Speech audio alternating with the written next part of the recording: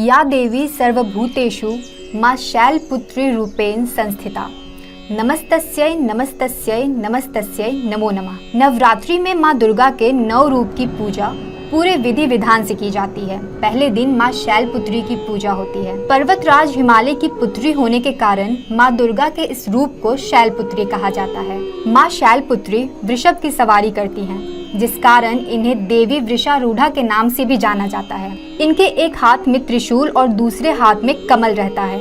मां अपने अस्त्र त्रिशूल की तरह ही मनुष्य के त्रिलक्ष्य यानी कि धर्म, अर्थ और मोक्ष के मूलाधार चक्र पर सक्रिय बल हैं।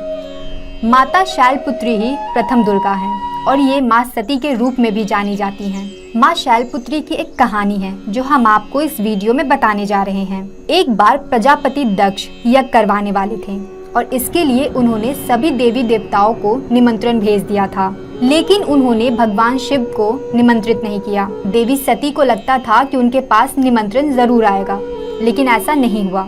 वो प्रजापति दक्ष के इस यज्ञ में जाने के लिए बेचैन थी, लेकिन भगवान शिव ने मना कर दिया। शिव जी ने कहा कि यज्ञ में जाने के लिए उन्हें निमंत्रित नहीं किया गया है और इसलिए वहां जाना उचित नहीं होगा।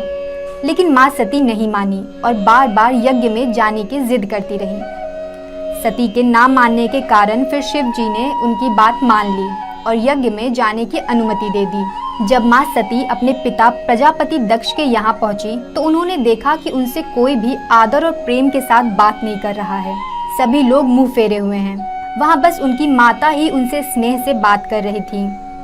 उनकी बहनें भी उनका और उनके पति भगवान शिव का मजाक उड़ा रही थीं। स्वयं उनके पिता प्रजापति दक्ष ने भी उनका और शिव जी का अपमान करने का कोई मौका नहीं छोड़ा। ऐसा दुर्व्यवहार देखकर मां सती का मन उदास हो गया। वो अपने और अपने पति के अपमान को सह नहीं पाई। अगले ही पल मां सती उसी यज्ञ की अग्नि में कूद गईं और खुद को स्वाहा कर अपने प्राण त्याग दिए। भगवान शिव को जैसे ही इस घटना के बारे में पता चला तो वो दुखी हो गए और गुस्से की ज्वाला में जलने लगे। उसके बाद शिव जी ने उस यज्ञ को ध्वस्त कर दिया।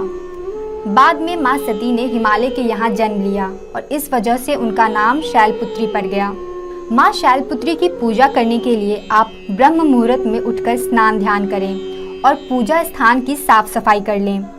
इसके बाद एक चौकी स्थापित कर उस पर गंगाजल छिड़कें और लाल रंग का वस्त्र बिछाएं। चौकी पर फिर माता के सभी स्वरूपों को स्थापित करें। इसके बाद मां शैलपुत्री की वंदना करें और व्रत का संकल्प लें। माता को सफेद रंग का पुष्प अर्पित कर फिर अक्षत और सिंदूर चढ़ाएं।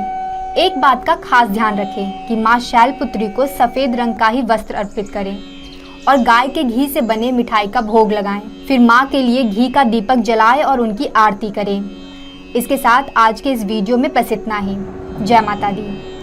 नवरात्रि के 9 दिनों की जानकारी के लिए हमारे चैनल MGP डिजिटल इंडिया को सब्सक्राइब करें।